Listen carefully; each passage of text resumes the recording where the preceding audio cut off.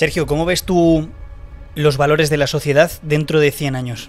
Si hacemos caso a la historia de la humanidad, acabaremos en estado de guerra. Actualmente, ¿cuál dirías que es la creencia limitante más común en la sociedad? La visualización es una de las mayores fortalezas que posee el ser humano y es la capacidad de anticiparse a una realidad que no ha ocurrido. Yo creo en la resocialización cuando una persona comete un delito, 2, 3, 4, 5, pero a partir del sexto, que se ha profesionalizado la criminalidad.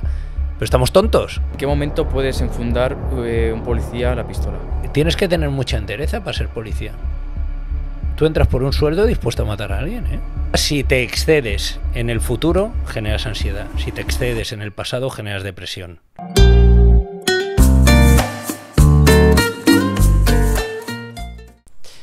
Bienvenidos, familia, a un nuevo podcast. Bueno, hoy antes de comenzar me gustaría deciros que seguimos en búsqueda de sponsor. Eso es lo primero de todo. Estamos, ya sabéis, abiertos a cualquier tipo de propuesta para anunciaros aquí dentro de nuestro mural, que tenemos aquí un hueco precioso.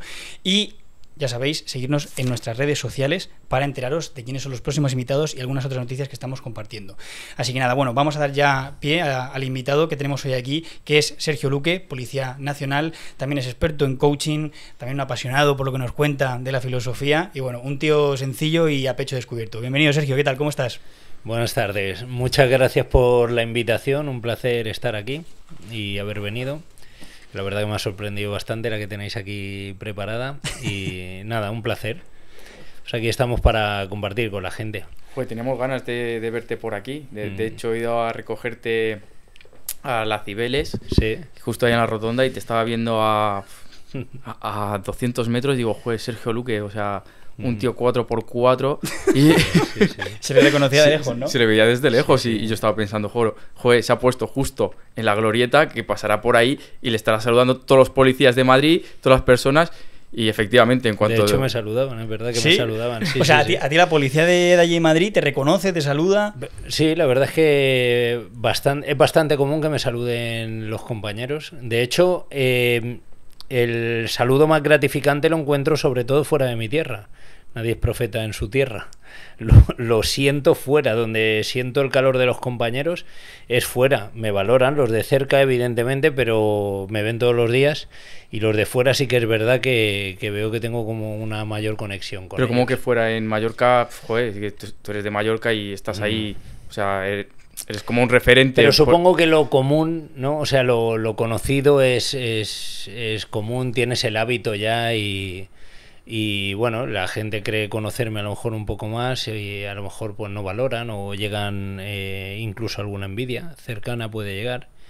Aunque generalmente también me quieren mucho mis compañeros y yo a ellos. Pero sí que es verdad que lo que es la valoración que me resulta más gratificante es fuera de Palma de Mallorca. O sea, ¿existe esa envidia por decir, joder, es de Mallorca y te tienen a lo mejor...? No, eso es solo algún ignorante. Normalmente los compañeros me tratan con mucho respeto y yo a ellos también.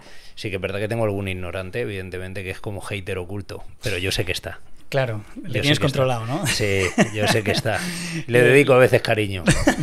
Le mandas besitos desde aquí, ¿no? Sí que es verdad que me gustaría hacer un inciso, a pesar de ser policía. No vengo representando a la policía, o sea, las opiniones que yo pueda hacer aquí están dentro de mi fuero particular, de mi libertad de expresión y de opinión. Mi pensamiento no tiene por qué formar parte del de otros policías, ni tampoco lo que yo piense o lo que yo diga es ningún tipo de protocolo institucional ni nada por el estilo. O sea, es mi interpretación de la vida, mi interpretación de mi profesión y eso me gustaría dejarlo claro, porque desde que está esta exposición intuyo demonios, ¿no? Entonces me gustaría dejar claro que esto es simplemente una persona, que sí que es verdad que ocupa una profesión, la cual opina respecto al rol que tiene en su vida. No es nada más. Sí, viene aquí Sergio Luque, sí, ¿no? Exacto. Hablar de Sergio Luque, pero no como Policía Nacional. Exacto, vale. No representando a la policía como tal. Claro, porque tú eres policía y la gente no es consciente que a lo mejor tú estás aquí y si dices algo que no es debido o que no está en su lugar, te puedes sancionar, ¿no? Tengo que decir que A mí nunca me han... Yo siempre pido autorización y al gabinete de prensa o incluso a la oficina de comunicación. La policía no nos censura para nada, a mí no me ha censurado para nada. Sí que es verdad que si dijera algo que pudiera tener una repercusión de tipo disciplinario, pues evidentemente ejecutarían contra mí. Pero es verdad que me permite la exposición, ¿eh? No ponen problemas. Nadie me corrige. Claro, yo también asumo si hay algún tipo de responsabilidad administrativa o penal, pues la asumo yo, evidentemente, pero no. Ningún jefe me ha dicho nada. ¿Y cómo fue el empezar en tema de, por ejemplo, redes sociales, ¿no? Porque yo he visto que desde hace tiempo ya te expones más, vas a dar a podcast tu opinión, etcétera. ¿Por qué empieza esto? Pues empieza porque un compañero se lo comenta a los chicos de Eclécticos, si me permitís, y me invitan a un podcast y se hace viral. Y así empieza. Pero yo tampoco es una cosa... Tengo mucha exposición pública, pero tampoco es una cosa que sea una prioridad en mi vida, ni nada por el estilo. Simplemente lo hago porque veo que llego a la gente, porque estoy recibiendo un feedback bestial de gente a la cual ayudo, parece que motiva, o mi fuerza o mi energía o lo que sea, llega a algunas personas y les sirve como patrón de apoyo o como muleta de apoyo, no sé cómo denominarlo. Veo que sirve, yo creo que mi propósito es ayudar a las personas y por eso he decidido exponerme y ayudar a la gente. Supongo que eso también tiene que ver en el tema de que seas experto en coaching, ¿no? Sí. ¿Eso que tienes? Supongo una titulación aparte, que tú has llevado sí, es un posgrado. Ajá. Yo tengo un posgrado universitario de experto en coaching. Luego, aparte, siempre he tenido una visión muy particular de la vida. Soy una persona también que me considero bastante experimentado. Yo no he tenido una vida dura, no en el sentido de ser un desarraigado familiar ni nada por el estilo, pero con un padre que como principal valor ha sido el trabajo. Conmigo sensibilidades ha habido las justas, entonces yo me he endurecido a lo largo de mi vida y creo que eso al final se proyecta en mi carácter y en mi personalidad. Luego siempre he sido una persona pues que me ha gustado lo duro, no sé, por lo que sea, he tenido ese punto de automortificación, me dedico a deportes duros, he estado en el ejército, la policía siempre me han gustado unidades operativas y tengo lo que yo he denominado y he localizado como que se define como espíritu guerrero. Tengo el espíritu guerrero, creo que soy un guardián, a nivel, no sé si será algo esotérico que pudiera explicarlo, pero tengo una inercia y una vocación que no sé de dónde me viene, porque mis padres eran camareros. ¿Pero tú de pequeño eras igual? Me refiero, ¿en el colegio tú eras un chico duro o eras un chaval normal? Yo era un flipado. De toda la vida he sido un flipado. Era un flipado. ¿En qué sentido? O sea, en el sentido de que siempre he querido ser el sheriff, siempre he querido hacer deporte, siempre he visto películas de artes marciales, siempre he madrugado, me he puesto a hacer deporte por la mañana, siempre me han llamado la atención películas bélicas. Era un flipado, pasaba el día en el bosque haciendo casas y montándome películas de que me atacaba gente. ¿Y ahora ya no? Sigo igual.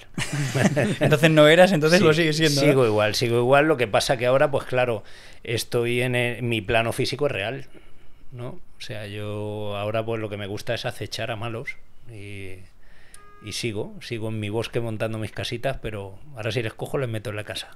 ¿Pero tú has llegado a ser un malote de esos que decían antiguamente? ¿O? No, yo lo que sí que es verdad que he tenido...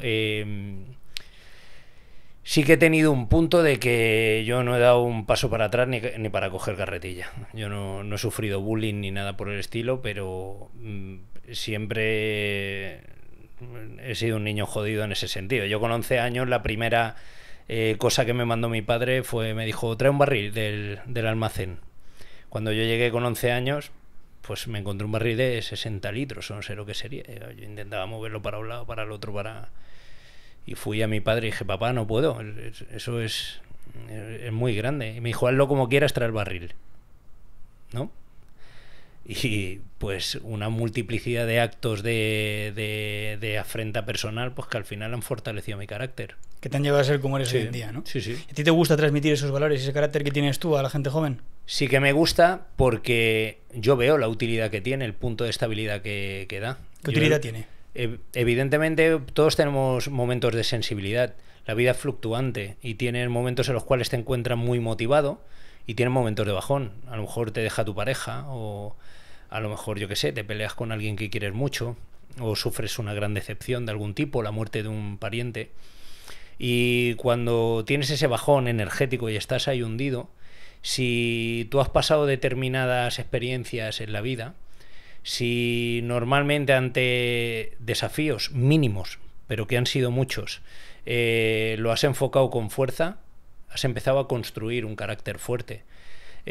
Yo mi carácter fuerte no se ha construido porque murieran familiares míos o por una gran catástrofe.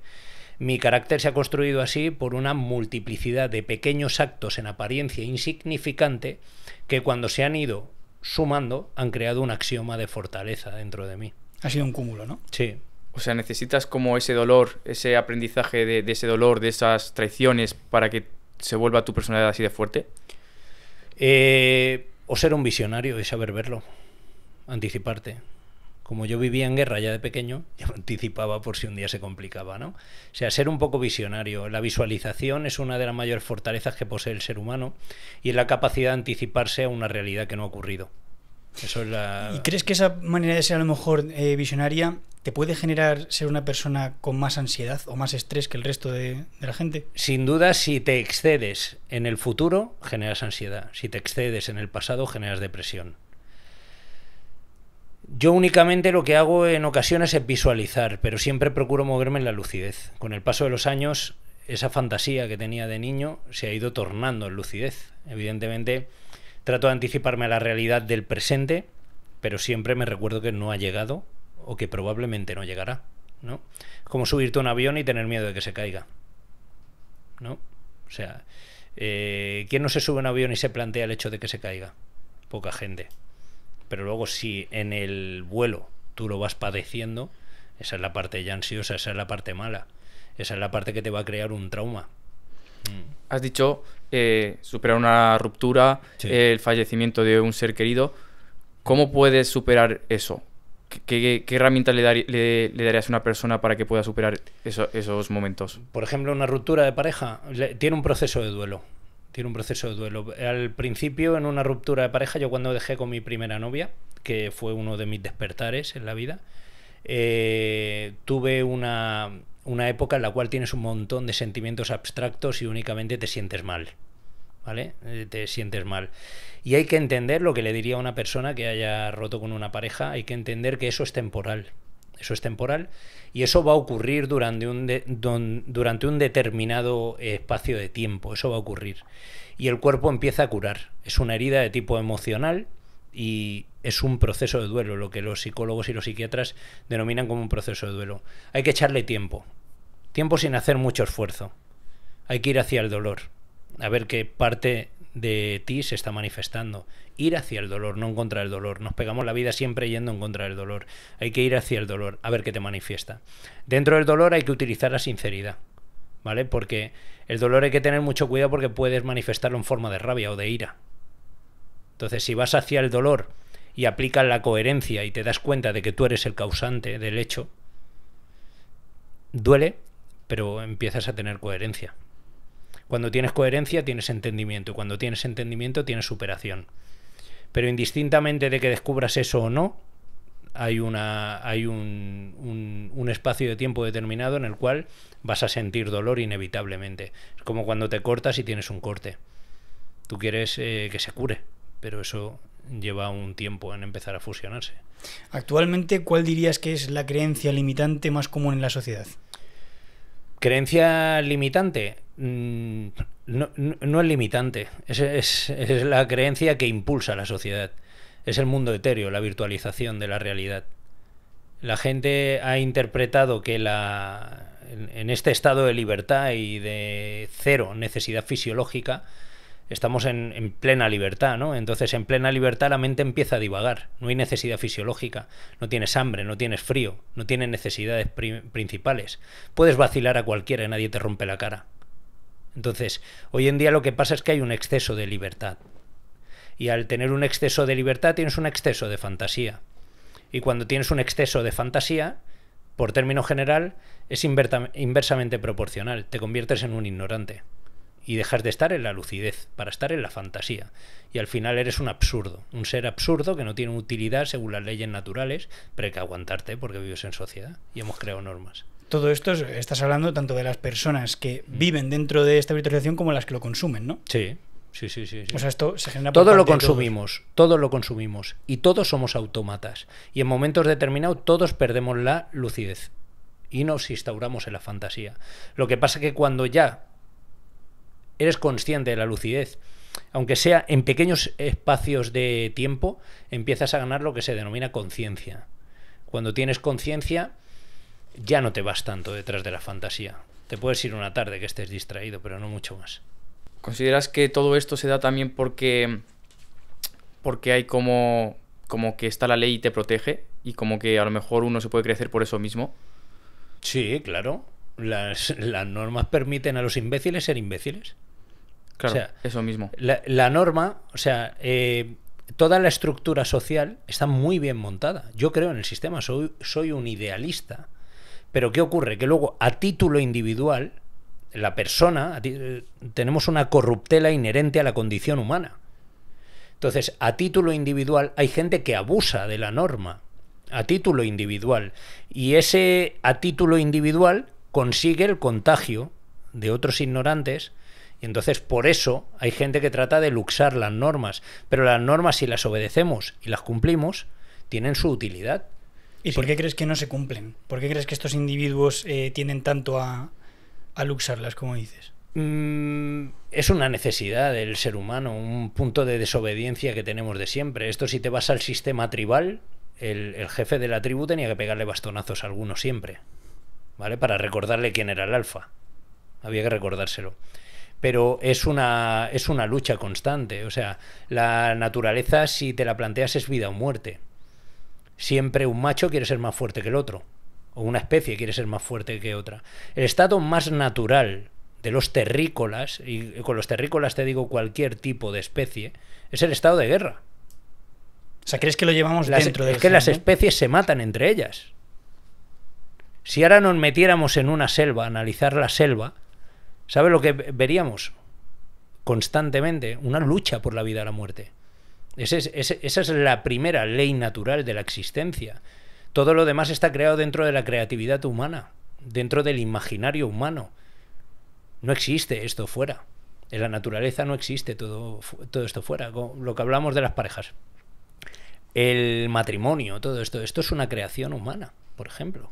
Esto no existe en el reino animal, ¿no? Claro, entonces, pero sí que hay una línea divisoria, ¿no?, entre la naturaleza y el reino animal, sí, con la humanidad, que es el razonamiento. Sí. Entonces, el gen igualmente bélico este que tú estás hablando, sí, también está instalado, ¿tú crees, dentro de la humanidad, como en la naturaleza? Hombre, claro, mira, hay algo que venimos negando desde hace más de un siglo. Venimos negando el hecho de que somos animales. Nos hemos civilizado, hemos desarrollado, pues eso, creatividad, razonamiento lógico, todo lo que tú quieras, pero somos animales, ¿eh? Tú tienes un cerebro reptiliano y tienes una serie de impulsos que te van a impulsar por encima de la razón en según qué situaciones. ¿Qué es el cerebro reptiliano, para la gente que no lo sabe? El cerebro reptiliano es la parte, las capas bajas del cerebro, la parte más central del cerebro, en el cual se alberga todo el sistema instintivo de supervivencia.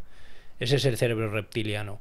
Cuando, por ejemplo, pudiera ser pues un ataque feroz, que yo te atacara a ti a matar. Estaría jodido. Tú responderías de forma agresiva, de forma contundente, y tu miedo no te permitiría el razonamiento lógico, haría lo que hiciera falta por sobrevivir. Está basado en los instintos, entonces. Claro, ¿no? está basado en los instintos. Eso es neurofisiología humana. Vamos a hablar sobre el tema de... ¿Cuánto tiempo llevas tú en la policía? 22 años. 22 años. ¿Cómo ha cambiado tu visión de hace 20 años a día de hoy? Pues hoy en día se requiere un policía mucho más completo. Muchísimo más completo. Hoy en día la sociedad ha evolucionado, la sociedad es un proceso constante y dinámico de cambio, ha evolucionado y hoy en día se requiere un policía más completo. O sea, en el sentido de la interacción hay mayor sensibilidad social, el policía tiene que tener una mayor capacidad empática, ya no es el ordeno y mando de antiguamente, Hoy en día a los ciudadanos se le atribuye unos derechos muy inherentes que ya existían antes, los derechos humanos, pero a día de hoy pues el ciudadano tiene un derecho de réplica, tiene un derecho de defensa, como no debe ser de otra manera. Entonces el policía tiene que tener otro tipo de moderación. Hoy en día el policía se le percibe como agente de cohesión social. Antiguamente era como un agente coercitivo, por decirlo de alguna manera. Hoy en día sí que es verdad que la gran mayoría de intervenciones son de tipo auxilio humanitario, de tipo arbitraje o mediación, ¿no? Todo lo que sea represión ya se hace en otros estamentos de investigación. El policía de calle a día de hoy tiene que entender un poquito más de todo, tiene que estar más formado en cuanto a la juventud, la adolescencia, tiene que estar formado en todo aquello que ahora esté funcionando, como puedan ser pues las redes sociales, todo ese mundo interactivo que hay. Tiene que tener una capacidad defensiva por si en algún momento determinado se produce algún hecho que requiera de la defensa. Tiene que tener un conocimiento de ciertas patologías muy presentes en la sociedad, como están hoy en día, que son muchas enfermedades mentales. En el 86, por ejemplo, 84 me parece, existían los manicomios. Hoy en día la gente con una benzodiazepina vive en su casa, ¿no? Entonces, tienen muchas interacciones en los cuales requiere de un sistema personal, de una cultura policial muy completa. Y el tema de los valores, a lo mejor en la juventud, porque yo sinceramente, cuando tenía 10 años, yo me acuerdo que iba con mi abuelo en el autobús, sí, y le daban permiso de, oye, siéntate que eres mayor. Sí. Y el hecho de que a lo mejor las tecnologías también, porque yo a lo mejor a día de hoy veo a un abuelo que está al lado de otro abuelete y les veo con el móvil. Yo recuerdo a mi abuelo que estaba ahí al lado y se ponía a hablar con otro. Oye, ¿qué tal te va? O ¿cómo ves tú hoy día la sociedad, el tema de los móviles, los chavales? ¿Qué visión ves? Mira, yo creo que eso es plurifactorial, que son muchos factores los que han influido en eso. Primero, las sociedades han crecido. La sociedad ha crecido. Ya sea por todo ese proceso migratorio o incluso la natalidad interna, las sociedades han crecido. Somos muchos más. Entonces, aquel control social informal que había antiguamente no lo hay. Solo hay que ver las carreteras como están de tráfico a día de hoy, cuando antiguamente con el coche ibas tranquilamente por todo el país. Somos muchos más. Entonces, hoy en día hay mayor anonimato. Cuando hay mayor anonimato, las personas son más desconocidas. Entonces, una persona mayor para un joven que no lo conoce de nada, pues imagínate la sensibilidad que va a tener. Antiguamente a lo mejor esa persona mayor sí que conocía al joven, o el joven conocía a esa persona mayor, y era un sistema un poquito más de pueblo. Eso hoy en día ya no está. Hoy en día también ha habido una cosa, que una de las tendencias sociopolíticas que se ha producido es la importancia, el protagonismo que se le han dado a los menores como seres individuales, seres independientes. Entonces hoy en día un menor tiene tantos derechos como un adulto, ¿no? Y dentro de todo ese sistema de derechos que tiene, pues a veces tiene excesos de atribución de derechos, ¿no? Porque la frase soy menor os sonará, ¿no? Es algo muy común, ¿no? Entonces, el menor cree que tiene derechos, que tiene el mismo derecho que una persona mayor. Entonces, el menor se agarra a todo ese derecho positivo de norma escrita y no se agarra a una norma moral, que es como el debido respeto y la debida responsabilidad con los mayores. Entonces, yo creo que es algo plurifactorial. Creo que son muchas cosas las que afectan. Incluso me gustaría abrir un inciso también. Creo que puede influir el tema de que las personas antes, cuando vivían, por ejemplo, en ciudades como Madrid o pequeñas como Alcalá, al final no salían tanto de su ciudad, y creo que ahora todo el mundo es como que se mueve mucho. Entonces se ha perdido esa sensación de barrio, de pueblo, de cada uno. Claro. Antes el que nacía en un tal barrio costaba que saliese de ese barrio. Ahora prácticamente todos los chavales, todo el mundo, yo creo que se mueve mucho tal, y eso genera mucho desconocimiento y quita esa sensación, ¿no? Puede ser de barrio. El sistema de barrio era el control social informal, en el cual tus propios vecinos tenían una percepción de familiaridad en la cual tenían el sentimiento de poder corregirte. A día de hoy ese control social informal ha pasado a las instituciones. Entonces es un control social formal. Entonces el menor no quiere ya que se lo diga doña Pepita o el señor Gregorio. Quiere que se lo diga un estamento institucionalizado en base a una legalidad vigente. Y si no, no le vale. Eso es lo que ocurre.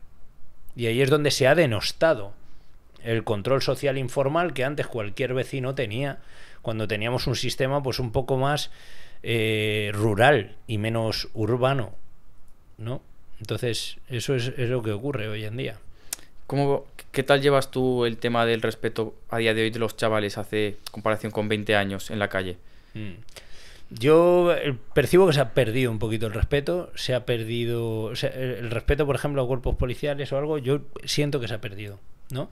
Ellos ahora, tú cuando paras a menores, creen que están hablando con su profe y te discuten y tratan de debatir y claro, y tienes que entrar en el diálogo eterno con ellos, ¿no? Y si eres firme creen que es un abuso y si eres laxo ya creen que ellos ganan y es muy difícil, ¿eh? Muy difícil, a día de hoy interaccionar con los menores. Es complicado, ¿no? Sí, es muy complicado, es muy, muy complicado. ¿Qué se puede hacer contra esto? Vosotros como policías, claro, ¿cómo actuáis ante esto? Pues nosotros con mucha paciencia, cariño y paciencia. Y bueno, la sociedad, esto al fin y al cabo no podemos negar que estos son influencias políticas. Disfrutemos de lo votado. ¿No? Las influencias políticas, te refieres, pues yo imagino que estaremos hablando ahora mismo, por ejemplo, del PSOE, ¿no? Que es el partido que está actualmente, o estamos hablando de las influencias políticas en general, de todos los partidos que está habiendo y de la idea política que hay ahora. Mira, tienes delante una persona, yo juré neutralidad política, yo la juré. Y aparte la cumplo por ley orgánica, artículo 5 2/86, neutralidad política e imparcialidad.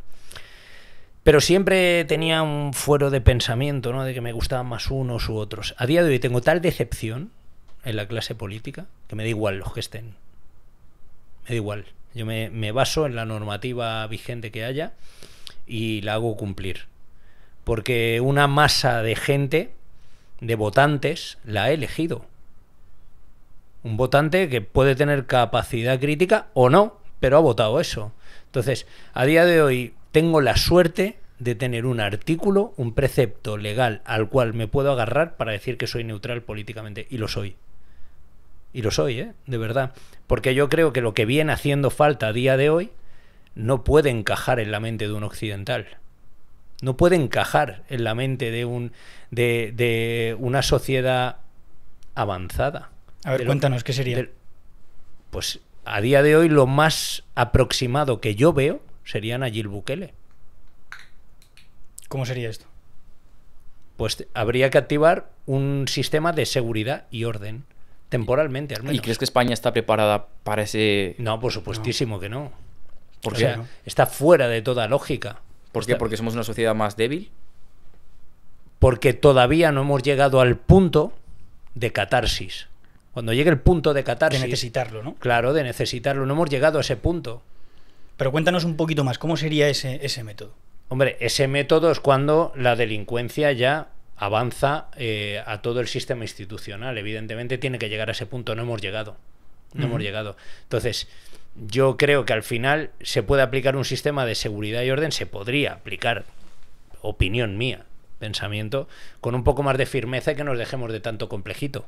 O sea, corregir a determinadas personas, revisar nuestro sistema legal. Yo soy una persona que le gusta mucho el derecho, ¿no? Yo estudié derecho. No vale para nada el derecho romano. Me da igual lo que digan los abogados y lo que digan. Nos hemos perdido en el garantismo. Nos hemos perdido. ¿En qué momento se ejecuta una norma rígida y establecida contra el delincuente? Siempre está en una eterna garantía. Está en una eterna garantía el delincuente. Estamos perdidos ahí en un pensamiento Alicia en el País de las Maravillas buscando una resocialización. Yo creo en la resocialización cuando una persona comete un delito, 2, 3, 4, 5, pero a partir del sexto que se ha profesionalizado la criminalidad. Pero estamos tontos. Y siguen en las calles, ¿no? Claro. Entonces, claro, ¿qué hacemos? ¿Cómo solucionamos eso según nuestro sistema actual? ¿Lo seguimos resocializando eternamente? ¿Diálogo eterno con él? ¿Psicólogos, cariño, con él? ¿Qué medidas pondrías tú? Pues yo sería mucho más estricto. Para empezar, que empiece a trabajar en pro de la comunidad. Pues algún tipo de medida de tipo social que produzca. ¿Qué es eso de 1000 flexiones en prisión? Un preso dice, no, pero por lo menos hago deporte, 1000 flexiones en prisión. Me dan de no, comer. ponte a trabajar. hacer guardarraíles, por ejemplo. No, es que son trabajos forzados, según la Declaración Universal de Derechos Humanos, trabajos forzados. 8 horas, 2 días libres. ¿No? O sea, creo que hay un encaje que se podría hacer y moderar un poco la laxitud esta que tenemos, pero bueno, opinión mía. Por ahí es por donde empezarías, ¿no? Sí, yo empezaría por ahí.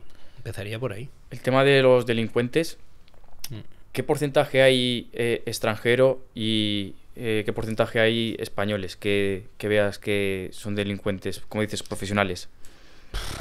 Profesionales, como, o sea, bandas organizadas como tal. O dices, a lo mejor lo que tú dices, un carterista, le has pillado 3 veces, 4, 10 sí. y sigue ahí. ¿Qué porcentaje es extranjero, qué porcentaje es nacional? Yo la verdad que al principio sí que me inclinaba, creía que podían ser más extranjeros. Pues no sé, miras el libro de detenidos y depende de la tipología delictiva. No, pues sigue habiendo españoles y extranjeros, claro. Luego tienes también las segundas generaciones que son nacionalizados y tal, ¿sabes? Claro, yo cuando miro detenidos veo DNIs. Y ahí no veo la procedencia tampoco, ¿sabes? Eso era antiguamente que podías verlo un poco más, pero el que está nacionalizado a día de hoy es un DNI español. ¿Sabes? Tendría que meterme para ver quién es cada uno, ¿no? Pero ahí no me puedo mojar, porque va por días, ¿eh? Unos días hay españoles, otros días hay extranjeros.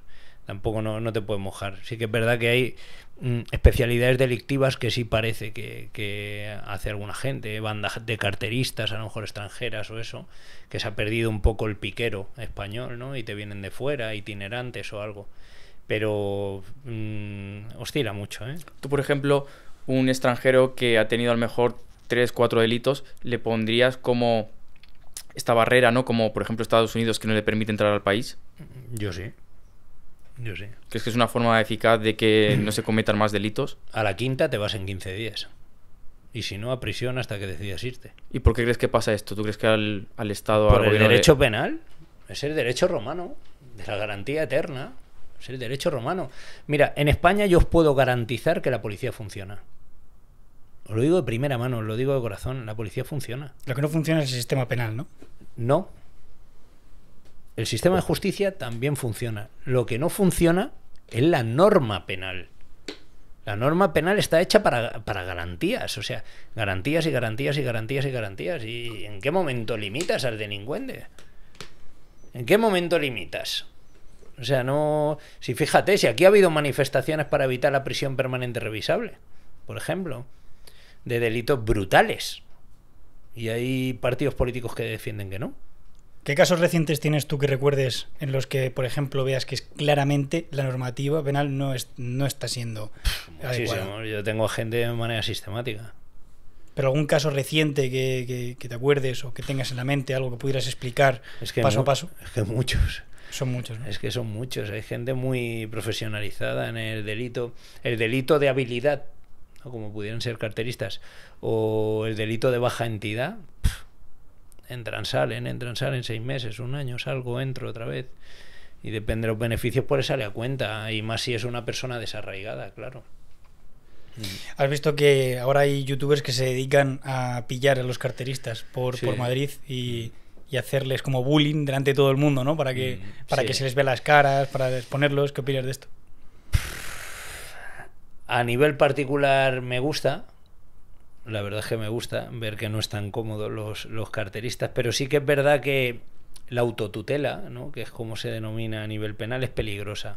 O sea, es peligrosa porque es la teoría del conflicto social, ¿no? Una pequeña chispa social podría liar una, y sí que es verdad que dar excesivo poder para corregir determinadas actitudes a los ciudadanos podría dar lugar a abusos, ¿eh? Hay un estudio que se hizo en la Universidad de Stanford, me parece que fue en el año 1970, donde los estudiantes jugaban a ser carceleros y otros eran presos. ¿Habéis oído hablar de él? Pues, ¿qué pasaba? Que claro, que los que ponías de carceleros abusaban de una manera brutal sobre los presos, ¿no? Y viceversa, o sea, se provocó un sistema de crispación que tuvieron que suspender el estudio que se hacía en los bajos de la Universidad de Stanford. Pues eso ocurría, ¿por qué? Porque ellos no estaban formados, no tenían una cultura policial, no tenían un límite. Claro, entonces, en el momento que personas persiguen a los carteristas y los anuncian como tal, pues bueno, hay un punto aceptable. Pero claro, ya yo veo agarrones, ya los empotran en el suelo, ya he visto algún vídeo de gente sangrando. Intenta reducir. Claro, pero intenta reducir y no eres luchador o no eres un profesional de seguridad o... tiene sus riesgos. Tiene sus riesgos. No se puede... La autotutela hay que contenerla y tiene que ser de manera institucional, porque si no, tiene sus riesgos. Ahora, de vez en cuando me hace gracia ver al carterista amargado llamando a la policía. Claro. Qué paradójico, ¿no? Sí, irónico, cuanto menos. Mentalmente, ¿cómo te preparas para ser un policía de calle? Con la experiencia. Te van sorprendiendo las situaciones y porque tú idealizas como en la policía, pero luego mucho más burro. ¿Tú crees que todos valen para ser policía de calle? En absoluto. No. ¿Por qué? Si ya vienes con una preparación de antes. No, pero la policía no es genérica, la policía tiene muchas especialidades. Algo que ocurre, que es un error muy común, es creer que la policía es solo lo que veis. Y la policía que vosotros veis es un 5% de la policía. La policía hay un montón de estamentos, 5 comisarías generales, subdirecciones, o sea, sitios que no sabéis ni que existen. Entonces, el de calle tiene que ser un guerrero, evidentemente, y tiene que tener una presencia. Yo creo que existe el arquetipo del policía de calle, pero no vale todo el mundo para la calle. La calle, la sangre, el vómito, el borracho, el tío desagradable, el loco, tienes que tener un temple distinto, ¿eh? ¿Tú crees que, por ejemplo, un policía de calle que ve un asesinato, que ve una violación, eso te forma como ese tipo duro, o hay policías que no resisten a eso? No, te forma, te hace callo, te hace callo.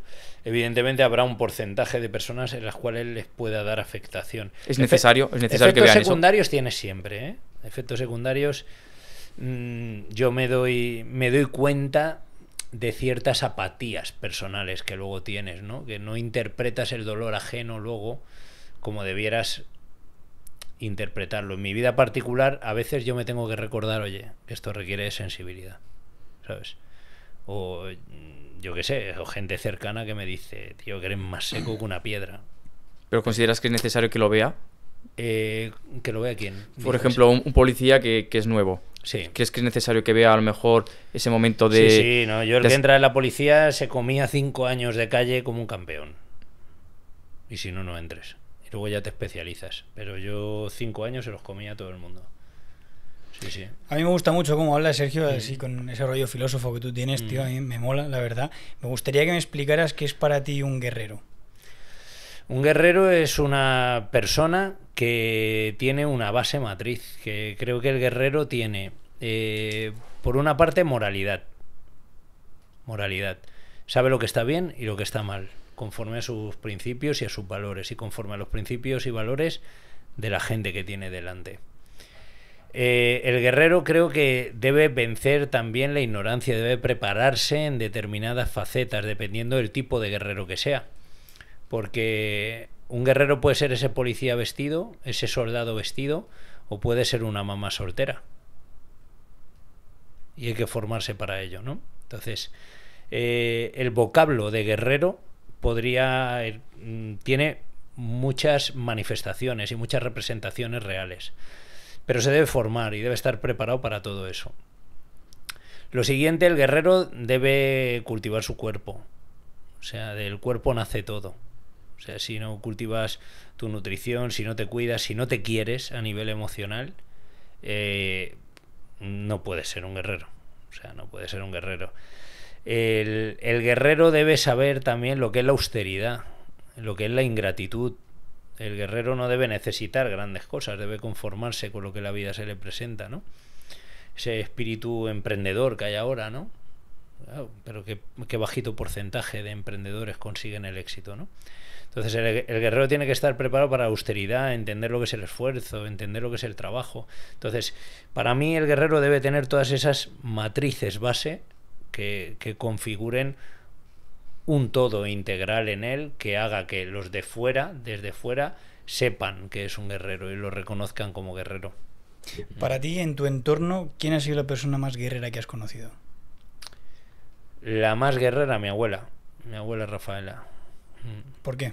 Pues porque ha tenido una vida durísima, en una época en la cual no había ningún tipo de avance tecnológico, ningún tipo de vida sensual, con un marido machista, de verdad, no de lo de ahora, de verdad, que ha sacado adelante a 4 hijos, limpiando habitaciones, pues que se ha enfrentado a todo y que aún así pues ha conseguido sacar 4 hijos sanos, normales, que no ha faltado nada a nadie y aparte tiene la capacidad pues todavía de mantener unida a la familia, teniendo 90 años, ya casi 80 y pico, 80 y largos. Y ahí está, moviéndose cada día y vive en el campo y sigue moviéndose y enfrentándose a dolores de huesos y enfrentándose. Entonces es un referente, para mí es un referente, ¿no? Dentro de este mundo, ¿no? que hay aquí, porque luego hay guerreros en otras latitudes que han soportado mucho más. Pero bueno, aquí es una gran influencia para mí mi abuela. Mi madre, mi padre, son gente muy trabajadores.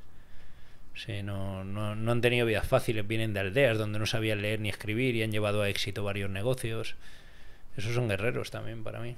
Nosotros tenemos, nuestro nombre del podcast es Exodus, ¿vale? Pero la palabra como tal tiene un significado que es el momento de tu vida que marcó un antes y un después. Entonces nosotros, a todos los invitados que pasan por aquí, siempre les hacemos la pregunta, que es justo la que tenemos aquí escrita, que es ¿cuál es tu Exodus? ¿Cuál es ese momento de tu vida que marcó un antes y un después? Cuando lo dejé con mi primera novia. No por el hecho de dejarlo con una pareja, sino porque tuve un impasse de tiempo durante un año en el cual me enfrenté a mí mismo, ¿no? O sea, en el cual tuve que hacer una aplicación de sinceridad y coherencia hacia mi persona, y ahí se provocó una revelación espiritual. Pasé épocas de dolor, aparte se me sumó con otras cosas. Había intentado también grupo especial de operaciones y tuve un problema en la pierna, una fractura en la pierna, aparte lo dejé con la novia. Fue una muy mala época. Empecé a vivir solo, me tuve que comprar otra casa y enfrentarme y darme cuenta del tipo de persona que era, confrontar la vida con sinceridad, echarle huevos, reconocer quién era y reconocerme a mí luego quién no quería ser. ¿Fue la primera vez que te enfrentaste a ti mismo al completo? Es decir, que sacaste, por así decirlo, todo tu demonio. Todo. A mí y a la sociedad y a todo se tambaleó. Todo se tambaleó. Yo me creía que iba a tener novia, casa, hipoteca, perros, niños, todo ese rollo, y todo eso vino una lucidez repentina hacia mí y me he dado cuenta del cuento que hemos montado. ¿Sabes? O sea, ¿tú crees lo que pasa que, claro, todo esto choca irónicamente con el trabajo que yo tengo, ¿no? Entonces se provocó un auténtico conflicto que me planteé incluso seguir siendo policía. Eso sabe poca gente. ¿Pero por qué te lo planteaste? Pues porque me di cuenta, descubrí que nosotros vivimos en un orden imaginado. Todo es un orden imaginado. ¿Lo dices por todo las maneras de pensar que tiene la gente, que son como un poco implantadas por la sociedad? Claro, todos los patrones sociales que hay, me di cuenta de todo lo que era eso. Hasta que, pues a través de la formación, del culturizarme y demás, he entendido de la necesidad de ciertas instituciones para el bienestar social. He entendido de ciertas interpretaciones sociales para el bienestar social, porque si no seríamos animales y nos mataríamos entre nosotros. Pero en ese año y pico estuvo aquello agitándose bien, ¿eh? Hay un comentario en redes que te he estado viendo tus entrevistas y tal, y ya sé que vas en contra de los haters. Y dije, voy a meterme en comentarios a ver qué tal, cómo te meten caña los haters. Y había un comentario que me llamaba la atención, confírmame tú si es verdad o no. Sí. Y dice, él era el mejor portero de fútbol que había en esta zona de Mallorca. Tuvo la oportunidad de llegar a primera división, pero el amor fue más fuerte que el fútbol. ¿Es este primer amor que tuviste? Sí, pero no fue por el amor. Mira, yo soy una persona muy de verdad. Muy de verdad. Yo jugaba fútbol muy mal. Muy mal. Cuando empecé jugaba muy mal. Quería ser portero, pero jugaba muy mal. Pero tuve la suerte de tener un entrenador marroquí, Hassan, y me dio una caña de la leche.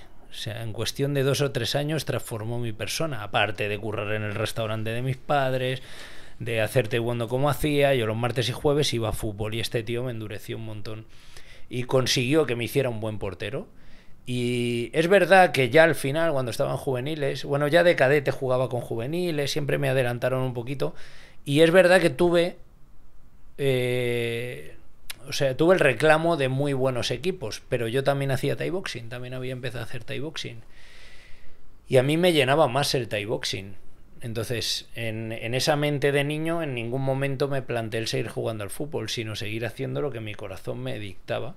Y me puse a hacer Thai boxing, teniendo buenas ofertas de fútbol. Pero me quedé haciendo Thai boxing. Joder, o sea que podías haber sido el portero de la selección española, macho. No sé, no creo que hubiera llegado a tanto, pero jugaba bien. Y voy a confesar una cosa, ¿sabéis por qué jugaba bien? Porque tenía mucha suerte, o sea, me pegaba palomitas y cosas así para que la gente me dijera que lo había hecho bien. Yo no iba ni a por el balón, lo que pasa es que lo paraba y como estaba muy en forma, pues lo paraba. Y claro, era muy espectacular y en un mundo... En un mundo de sensacionalismo, pues un portero que se pega ahí 4 palomitas y tal, pero tampoco nadie dice que cuando empecé a jugar el fútbol yo he encajado 10-0, 11-0, o sea, eso lo he encajado, yo, me los han metido, vamos.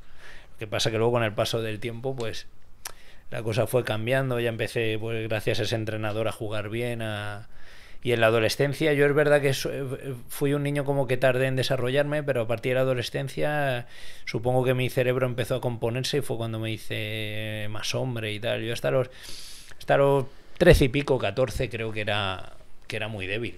Yo creo que era un chaval débil en el sentido físico, pero luego supongo que al llegar todo el cambio hormonal o lo que sea, algo cambió en mí, no sé, cambió mucho. Tú cuando ves a un chaval, ¿cómo identificas si ese chaval vale en la vida o no vale? Pues mira, yo hay unos chavales con los cuales tengo romanticismo porque le veo y soy yo. Yo no era muy fuerte físicamente, pero era un niño muy inquieto en el colegio, iba muy mal en el colegio. Y a mí me llenaron de mantras, ¿no? Que a día de hoy han sido combustible para mi persona, ¿no? Que era el último de la clase, que si era tonto, que si era... pues eso, los profesores, lo digo abiertamente, los profesores no sabían gestionar mi personalidad, no sabían. Yo nunca hice matemáticas, dibujaba en la clase de matemáticas, porque como no terminaba de entenderlas, pues era inquieto y demás, ¿no? Entonces, caí mucho en los prejuicios de los profesores. Pero 16, 17, con esa primera novia que tuve, me puse a estudiar y caí en manos de una profesora que era psicóloga y me echó un cable, y de ser tonto a ser el mejor de la clase. Entonces, yo cuando veo ese niño que todo el mundo dice que es un rebelde, que no puede, que va a ser un delincuente, que no sé qué, que no sé cuánto, yo lo abrazo a ese niño. O sea, lo abrazo en el sentido de tiene todo mi apoyo, porque por mí nadie daba un duro por mí. Te sientes identificado, ¿no? Sí, con este totalmente, tipo de chico. totalmente. Y luego, fíjate, gente que eran los listos de la clase y todo esto, tendrías que verlos ahora. Mamarrachos. Madre mía, o sea, tendrías que verlos ahora, tío. Entonces, cuando tenemos un niño rebelde y tenemos un niño que se manifiesta de una forma distinta, hay que tener especial atención y saber leerlo. Hay que saber leerlo porque puede tener un potencial brutal. Mira, no te voy a contar una cosa, y esto, si ve este podcast, gente que me conozca lo puede aseverar. Yo cuando hacía taekwondo quería pelear, hacer taekwondo de competición. La primera vez perdí, la segunda vez perdí, la tercera vez perdí, la cuarta me decían no vayas que te pegan, me pegaban, la quinta vez perdí, la sexta vez perdí, la séptima vez perdí y la octava me ingresaron, de la que me llevé. Nunca más perdí. Durante 8 veces yo fui contra el mundo. 8 veces seguidas. Luego nunca más perdí. Perdón, perdí alguna final con Juan Roldán, un chaval que era mejor que yo y me ganaba las finales. Pero luego ya no perdía, ¿eh? 8 derrotas consecutivas. Sí, en la mente de un niño de 13 o 14 años, ¿eh? Y algunas por KO, ¿eh? Y aún así seguiste. Sí. Entonces ahora me van a parar los cojones, me van a parar. Si yo le demuestro a la vida que hago lo que me da la gana. Luego nunca más he perdido. Pon delante mía, pégate conmigo. Pues entonces yo cuando veo un niño así que nadie da un duro por él, yo sí doy un duro por él. Ya veremos. Yo siempre digo, ya veremos. Esto es un mensaje, imagino, sobre todo para los padres y los profesores, ¿no? Sí. Que nadie pierda la esperanza en un niño, porque eso ya se verá cuando tenga 18, 19, 20, ya veremos. ¿Crees que eso es problema de los padres? Porque yo pienso que muchos de esos... Un niño que a lo mejor no estudia o que no está tan enfocado en lo que tiene que estar, es problema de los padres, porque a día de hoy como que los padres se enfocan muchísimo en darle una buena vida, tener trabajo, y dejan de darle atención tanto al niño y le tienen descuidado, por decirlo así. A ver, volvemos otra vez a lo plurifactorial de todo, ¿no? Porque hoy en día las fuentes de contagio son muchas. Hay mantras, hay encuadres mentales erróneos, hay mentiras repetidas. Las mentiras repetidas a veces parecen constituirse en una verdad. Puede ser un profesorado que no esté formado, o que por el contrario esté y no lo logre. Pueden ser padres que abandonan el enfoque competitivo de su hijo, o que no han entendido lo que es el proyecto de tener un hijo. Hay padres que no saben lo que es tener un hijo. No saben, no se han comprometido de verdad con una mujer para sacar un niño adelante. Fíjate, la tasa de divorcios, por ejemplo, ¿no? Creo que es eso, ¿no? O sea, que las fuentes de contagio son tantas que a veces para unos padres que quieran hacerlo bien no lo logran del todo. O sea, tú imagínate, yo a veces me planteo, ¿no? Si yo tuviera un hijo, ¿no? Y yo tuviera un hijo, pues, ¿qué querría? Crear un estoico, ¿no? Por decirlo de alguna manera, dentro de mi mente, ¿no? Pero si tú al niño le das unos valores nutricionales y llega a casa de la abuela y le dan otros, si tú al niño el día de Reyes dices elige un regalo para que aprenda a tener capacidad de decisión, pero llega a casa de la abuela y tiene 18 y sus amigos 25, y si tú con un niño le quieres enseñar pues hábitos deportivos y te empieza a decir la gente que le estás imprimiendo demasiado esfuerzo, que eso le puede crear frustración, que tal, que igual, claro, empiezan fuentes de contagio tantas que a veces los padres pues abandonan. Dicen, bueno, pues que lo críe la sociedad. Y al final tienes un imbécil de 30 años metido en casa. ¿Tú crees que ahora los padres tienen menos compromiso con sus hijos que anteriormente? Ellos quieren tenerlo, pero es que la sociedad ahora da fuerte, ¿eh? Yo considero que los padres se han vuelto débiles. Sí. Y muy permisivos, porque comentabas en otra entrevista que muchos, pues lo típico que, bueno, está fumando un porro, no pasa nada. La relativización. Pero claro, es que a raíz de que se esté fumando un porro con 12 años, va a acabar con 40 años teniendo a un tío, bueno, a un adolescente con 40 años. Sí. Sí. Es verdad que se ha relativizado todo, ¿no? O sea, como lo que está mal hecho por mucha gente es relativo hoy en día, ¿no? Por ejemplo, lo verde, ¿no? Que no podemos decirlo aquí. Lo verde hace mucho daño mental, ¿eh? Mucho. Y lo relativizamos. Ya es relativo, ya es guay, ya puede ser social. Cuando yo te puedo hablar de enfermedades mentales y brotes psicóticos brutales. Pero bueno, ya se ha relativizado. Incluso el decir esto aquí, ya verás. Tú lee luego los comentarios, por lo que he dicho aquí. Cuando yo de primera línea te digo que genera unos brotes psicóticos brutales. Yo creo que no hace falta ni llegar a esos brotes psicóticos. Sí. O sea, yo creo que directamente con los efectos que te causa cualquier persona ya, los principios y básicos, creo que eso ya es un retraso para Sí. la educación o la madurez de la persona. Letargo, el tal, claro, pero luego están todos esos mantras de no pasa nada, porque te abre la mente, porque yo tengo un amigo que ha fumado de toda la vida y nunca le ha pasado nada. Claro, es que yo creo que eso al Claro, final son biotipos. Sí, son dichos, pero también mal interpretados, porque Sí. al final también es verdad que, por ejemplo, una vez porque lo hagas Mm. no pasa nada, ¿no? Realmente. El problema es cuando tú lo consumes diariamente, cuando Sí. lo haces diariamente, cuando abusas de estas cosas, porque yo siempre pienso que todo en la vida tiene un uso y una utilidad, Sí. pero que al final en exceso puede llegar a ser malo. De hecho, ahora que estamos aquí, voy a confesar ¿Qué vas a confesar? que este nombre salió de un verde. Sí. O sea que no había manera de elegir el nombre, Sí, sí, Sergio. sí, sí, sí. No había manera de elegir el nombre. A ver, es O un sea que- expansor de conciencia. Ujú. Realmente es un expansor de conciencia. Y ancestralmente se ha utilizado las hierbas, no solo una.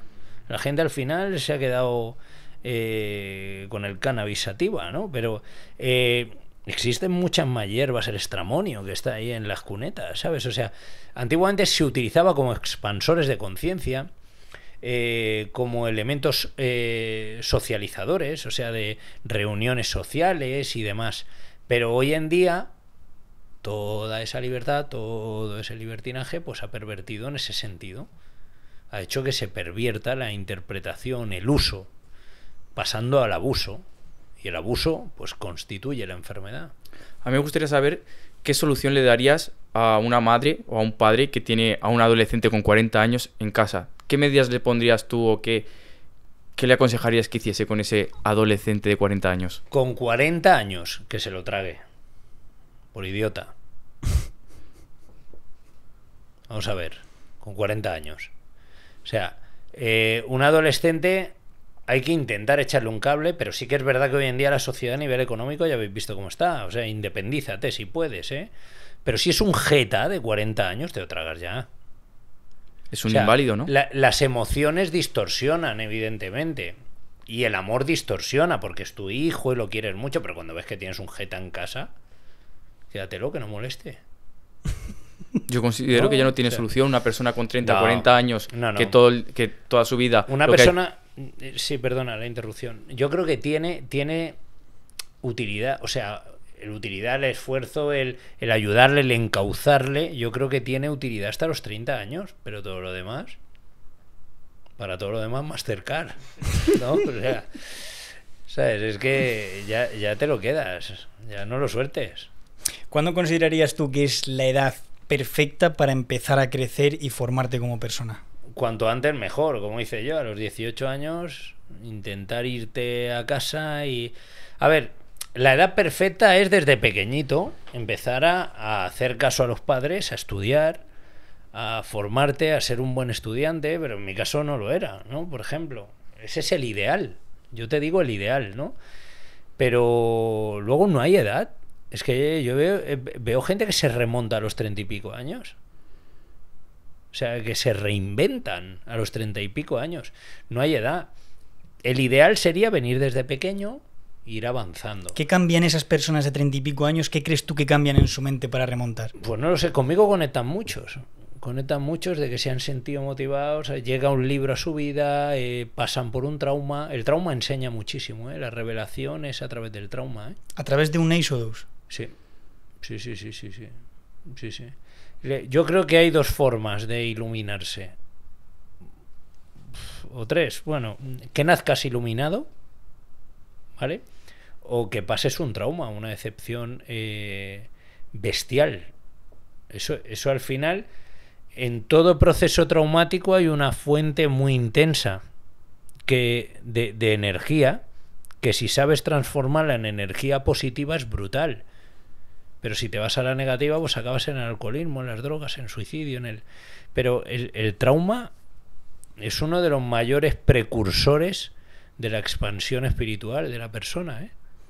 ¿Tú crees que tiene que ver, yo alguna vez lo he pensado, en por qué cuando pasas un trauma o, por ejemplo, una ruptura, ¿no? Algo que Sí. te duele, ¿por qué tienes esa capacidad de concentrarte tanto, porque tú realmente, cuando estás feliz o cuando estás en tu vida cotidiana, estás siempre desconcentrado, es decir, pasan pensamientos por tu cabeza constantemente, aunque te ocurra algo bueno, da igual, está unos minutos y pasa, pero cuando ocurre algo malo, el nivel de concentración es como que es muchísimo más absoluto. Sí. O sea, es decir, puedes pasar muchísimas horas pensando solamente en eso, sin que nada te distraiga. ¿Tú crees que esto es seguro que tienes lo que hace que luego ¿Te refieres al problema en sí o te refieres que a lo mejor tenías un objetivo y en ese momento que tienes esa ruptura, como que vas a focus por el objetivo que quieres?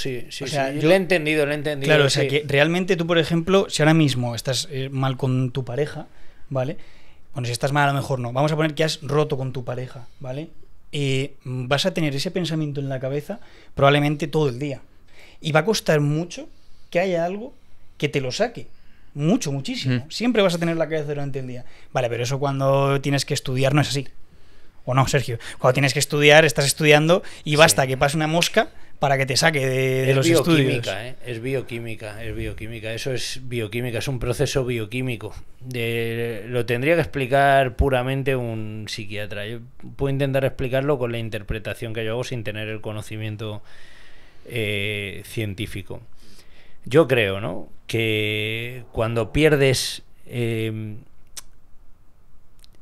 la hembra, por ejemplo, ¿no? O sea, en el sentido de que lo dejes con una chica, cuando tú pierdes tu hembra con la cual habías decidido instintivamente procrear, fecundar, y se había activado todo ese éxtasis de bioquímico de elección, ¿no?, en el cual te hace verla más guapa que el resto, con mejor piel que el resto, con una química brutal, que te incentiva la posesión.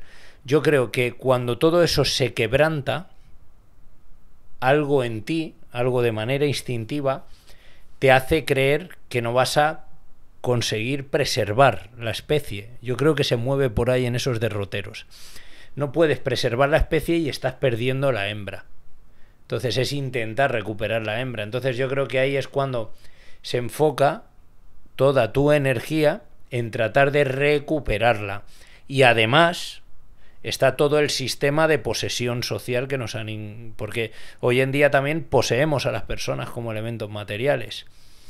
Si además esa persona tiene una proyección de un buen trabajo, una buena posición social y demás, pues menos quieres perderle, ¿no? Entonces creo que al final es un conjunto de sensaciones, de emociones y sentimientos que te hacen tener el focus en tratar de recuperar eso, porque es un pilar de tu vida. Creo que es un pilar, que tu cuerpo lo reconoce como un pilar y quiere recuperarle. Eso es lo que hay. De hecho, la peor situación que tiene un hombre en su vida es cuando se duplica esa sensación. El hombre que está entre dos mujeres. Esa es de las peores situaciones que tiene un hombre. No cuando le deja una, sino cuando no sabe a cuál elegir. Pregúntale a algún amigo que le haya pasado. Esa es brutal. ¿Y por qué más brutal que cuando, por ejemplo, una mujer te abandona o rompes con ella? Pues porque se duplica. ¿Tienes el corazón dividido? Tenemos la capacidad de duplicarnos en ese sentido. ¿Tú a día de hoy crees en el amor romántico? ¿En el amor romántico, el romanticismo? Sí. Nah, eso se inventaron en el siglo XVIII. No. ¿No existe? Para ti. El amor es una decisión. Y si yo decido estar con alguien y decido aplicar mis sentimientos sobre esa persona y entiendo lo que es la conflictiva interacción con otra persona y le acepto con sus defectos y virtudes, se va a constituir en amor. Pero si lo que busco es una persona de serie B, de la 2, de esas películas del mediodía, que tiene una proyección estética muy bonita y me quiero casar con ella para tener una casa, para tener pues todo ese materialismo que adorna al matrimonio, eso se va a tomar viento. Si yo cuando le doy una rosa a una mujer es decidido, es voluntario, es de corazón, es tratando de demostrarle que la quiero, no le doy la rosa para que ella me quiera. Si yo le doy la rosa para demostrarle que la quiero. Y si yo le entrego todo lo mío para demostrarle que le quiero sin ningún tipo de interés, eso es amor, eso es romanticismo. Pero si el romanticismo es tratar de adularla, de conseguir su admiración para finalmente manipularla, eso no es amor. Entonces, yo creo en ese pequeño séquito de personas que saben lo que es amor y saben dar amor de manera incondicional. Pero luego lo de apartar la silla, ir con el ramito de flores y todo eso. Lo que es ser un caballero. Si no es de corazón, no lo hagas. O sea, no es amor. O sea, tú no crees en la vida idílica, ¿no? De estar con una pareja, tener tu casa, tu coche, o sea... ¿Qué va? Si eso es durísimo. ¿Y por qué crees que es por esto? ¿Crees que es por el tema de la fidelidad? ¿De que los hombres son más infieles o las mujeres son más infieles? La vida será idílica cuando tú te entregues al proyecto. Hoy en día no hay compromiso, la gente no se compromete. ¿Tú sabes lo potente que es decirle a alguien te voy a querer para el resto de mi vida? Hoy en día, lo difícil que es. Eso antiguamente no se decía te quiero para el resto de mi vida. Es que era un te necesito para el resto de mi vida, para conseguir sobrevivir y conseguir tener niños que nos ayudaran a sobrevivir. Antes tenía una razón de ser el matrimonio. Pero hoy en día decirle a alguien te quiero hasta el final de mis días, en el momento presente adelantarte, ser tan visionario como para irte al futuro, hoy en día es muy difícil. Porque esa persona tiene defectos y virtudes y tiene las mismas sensaciones que tú, ¿eh? Cuando tú piensas mal y te viene la lujuria, ella también lo tiene, ¿eh? ¿Aceptas eso? ¿Aceptas lo que tú eres? Entonces puede ir bien. ¿Aceptas que dentro de 4 o 5 años la cosa fluctúa, baja el sentimiento y aceptas seguir con ella porque le diste tu palabra? ¿Hasta qué punto tu palabra es un valor para ti? ¿Hasta qué punto? Entonces, hoy en día creo que el amor,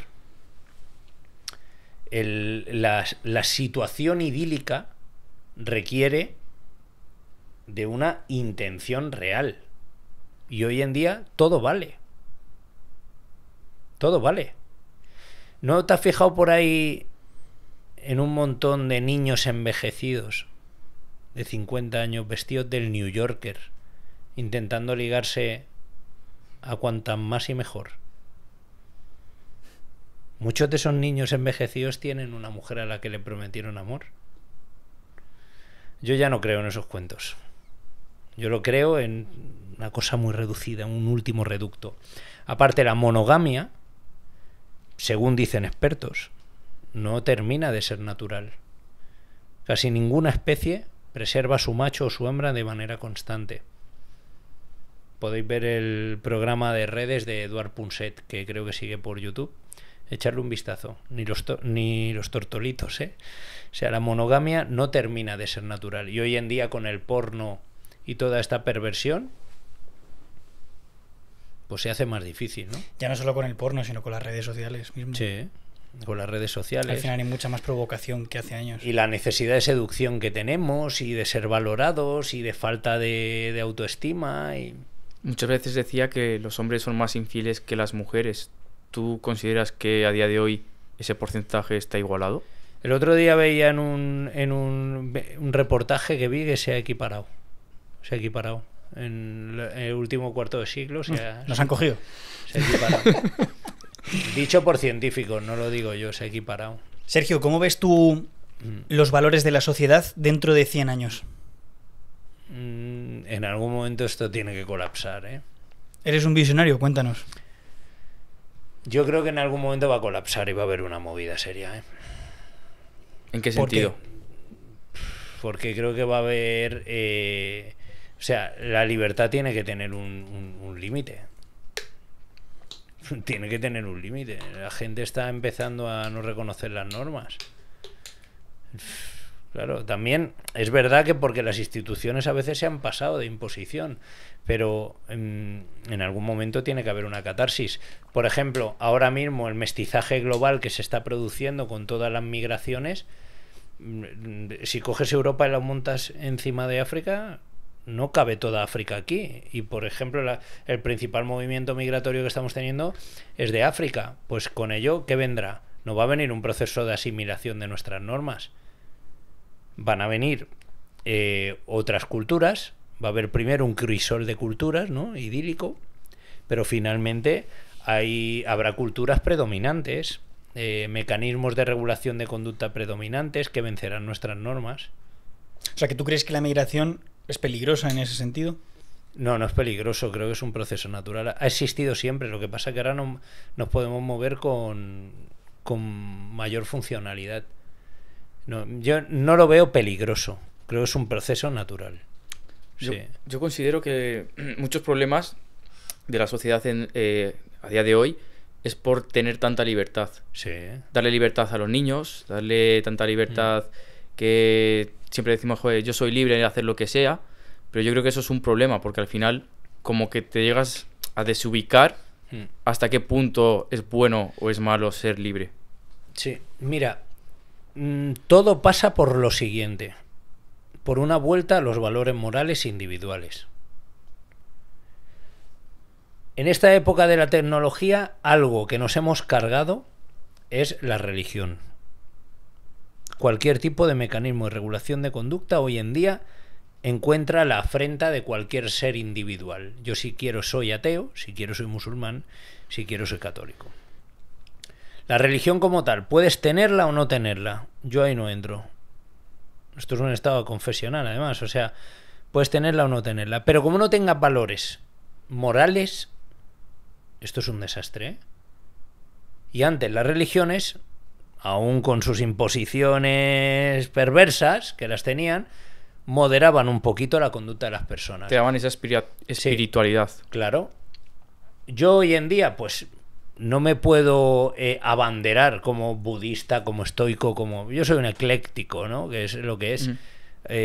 Trato de albergar conocimientos de determinadas materias. Pero lo que sí he buscado es una moralidad.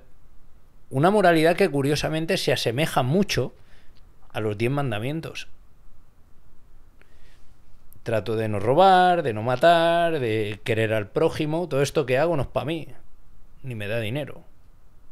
Todo esto que hago es porque veo que tiene una funcionalidad en el resto. Y creo que estamos aquí para ayudarnos. Entonces, he creado una serie de valores morales propios, con los cuales trato de tener un sistema de no violencia hacia el resto. Entonces, cuando cada ser tenga la capacidad de a nivel individual no hacer nada que le perjudique a él ni que perjudique al de al lado, esto va a empezar a ir muy bien. Pero es que estamos llenos de egos y llenos de fantasías y llenos de emprendimientos y de grandes hazañas en nuestras cabezas, y la vida es súper simple, pero lo hacemos así.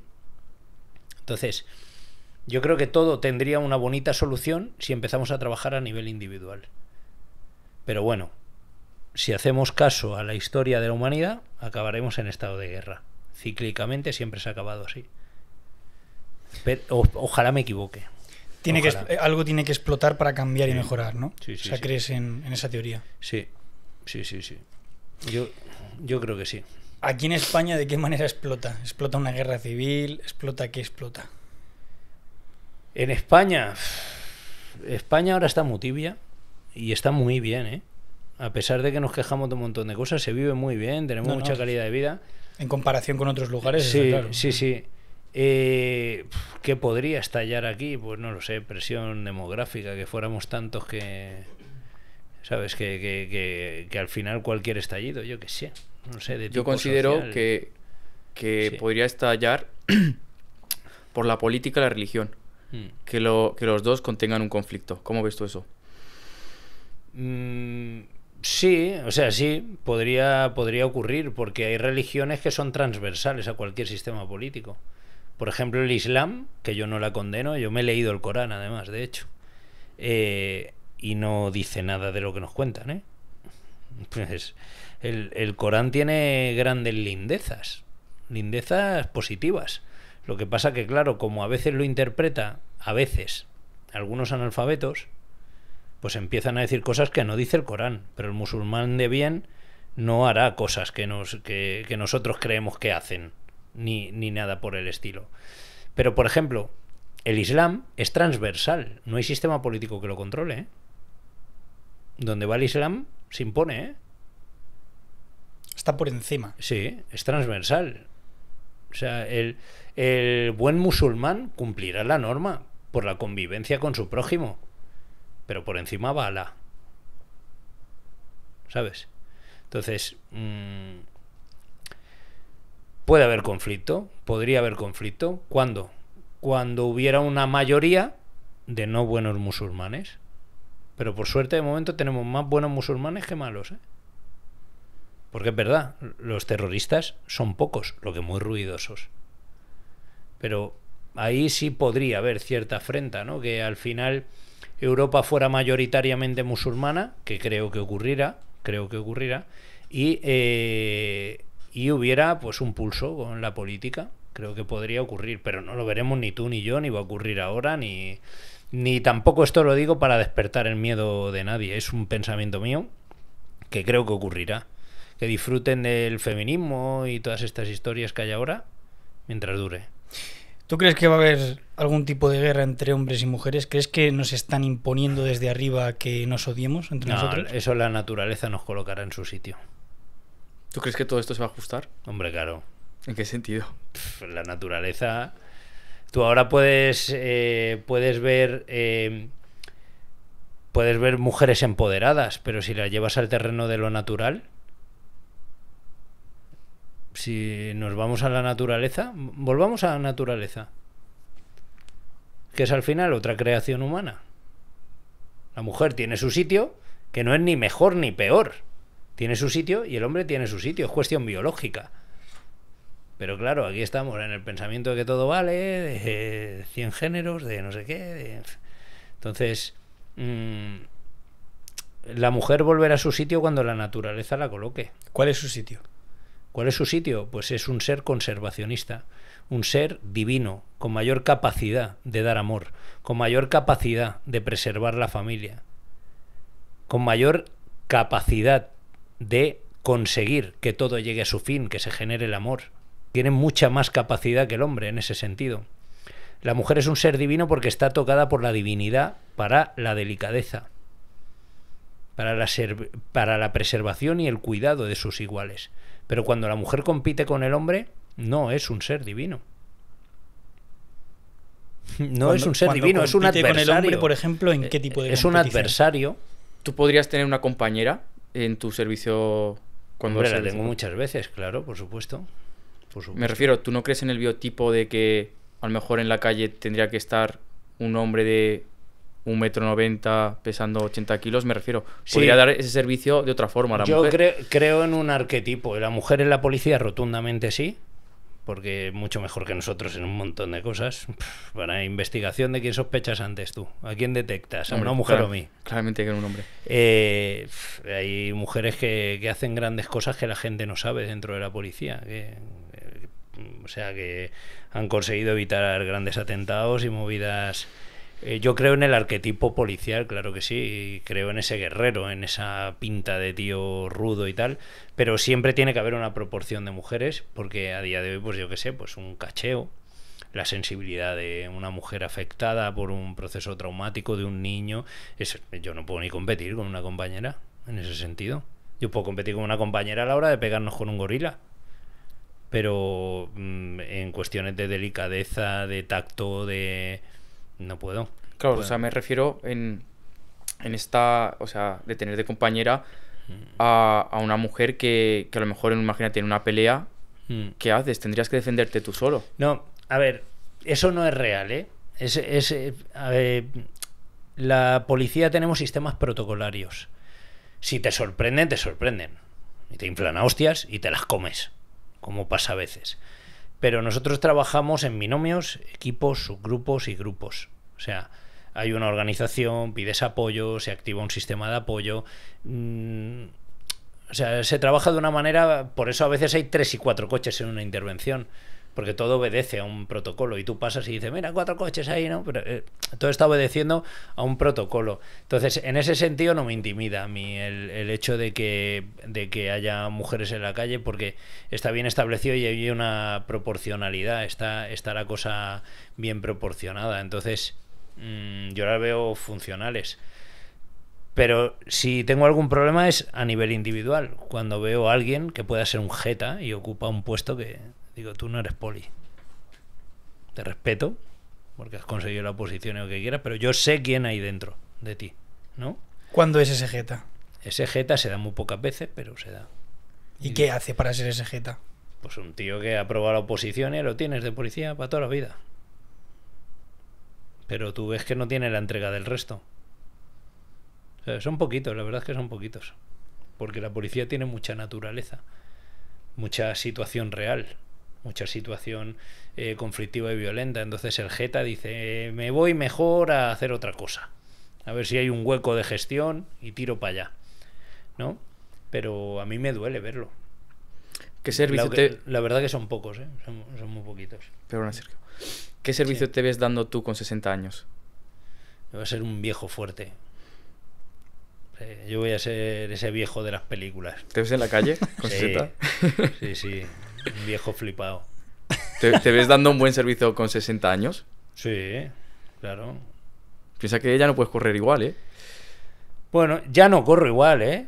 O sea, mira que corro mucho, antes te lo he dicho, que ayer corrí, por ejemplo, 12 kilómetros. Ya no corro igual. Ya lo que es sprint, ya se me han escapado un par de veces cuando yo tenía mucha potencia. Pero es lo que te digo, ¿no? De que trabajamos en equipo y la visión del zorro a veces es más útil que la potencia del inexperto, ¿no? Entonces yo supongo que en algún momento seré ese zorro, ¿no? Que dirá, ves por aquí o ves por allí. Ya empiezo a serlo en algunas cosas, ¿no? Y aparte por cargo también, pues ya me ocupo de esas cosas, a veces de intentar conseguir atajos o situaciones menos lesivas o lo que sea, ya lo consigo. Pero yo quiero ser un viejo hasta el último día de profesión, con buena presencia. Quiero intentar tener buena presencia si la vida no me para, estar sano, saludable y un poli de las películas. ¿Cuál es tu película favorita? Ciudadano Ejemplar. De Russell Crowe, no, del otro, de Gerard Butler. Gerard Butler. ¿Por Gerard qué? Butler. ¿Te ves como él? Por la capacidad autodestructiva que tengo. Hay un momento de escena de esa película que yo idealizo, ¿no? Que en una situación muy caótica o muy finalista de mi vida sería así, ¿no?